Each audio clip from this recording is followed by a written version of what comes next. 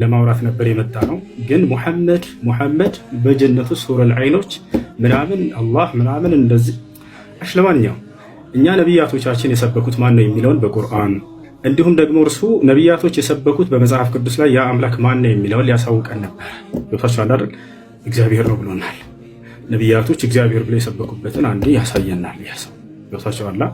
ይህ ነው አንደኛ እሱ ነው። ሁለተኛ ነገር ወደ አላህ ሱብሓነሁ ወተዓላ ስንመጣ ነቢያቶች ሁሉ አላህን ሰብከዋል ወይ? አዎ። ከማን እንጀምር? ከመጀመሪያዎቹ ነቢያቶች ኑህ ዓለይሂ ሰላም ምን አለ?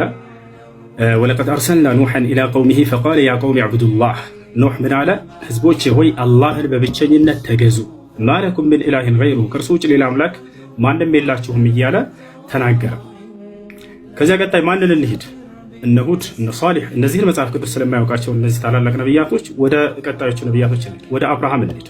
አብርሃም ታዲያ ማንን የሰበከው ብለን ስናይ አላህን። ማስረጃ ቃለ ሱብሓነሁ ወተዓላ ወኢብራሂም ኢዝ ቃለ ሊቀውሚሂ ዕቡዱላህ ወተቁሁ ዛሊኩም ኸይሩን ለኩም ኢን ኩንቱም ተዕለሙን ኢነማ ተዕቡዱነ ሚን ዱኒላሂ አውሳነን ወተኽሉቁነ ኢፍካ። አብርሃም ምን አለ ለህዝቦቹ? ህዝቦቼ ሆይ እነሆ አንድና ብቸኛ የሆነውን አምላካችሁን አላህን በብቸኝነት ተገዙ፣ የምታውቁና የምታገናዝቡ ብትሆኑ ይህ ለእናንተ የተሻለ ነው ካለ በኋላ ሌላ አማልክቶችን ሁሉ ጣዖቶች ናቸው ብሎ ገለጻቸው። አብርሃም ኢነማ ተዕቡዱነ ሚን ዱኒላሂ አውሳነን አለ።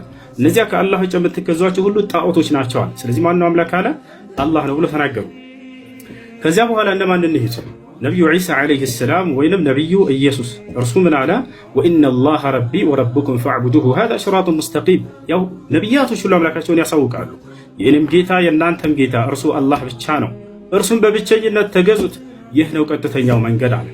ከእርሱ በፊት ኢልያስ የተባለው ታላቅ ነቢይ ማንን ሰበከ ከተባለ አምላኩን አላህን ስሙን አሳውቃል። አላህ ነው እያሉ ቃለ ኢልያስ ዓለይሂ ሰላም ቃለ አላህ ሱብሓነሁ ወተዓላ ሓኪያን አን ኢልያስ ዓለይሂ ሰላም ፊ ሱረት አስሳፋት ወኢነ ኢልያስ ለሚነል ሙርሰሊን ኢዝ ቃለ ሊቀውሚሂ አላ ተተቁን አተድዑነ በዕለን ወተዘሩነ አሕሰነል ኻሊቂን አላህ ረበኩም።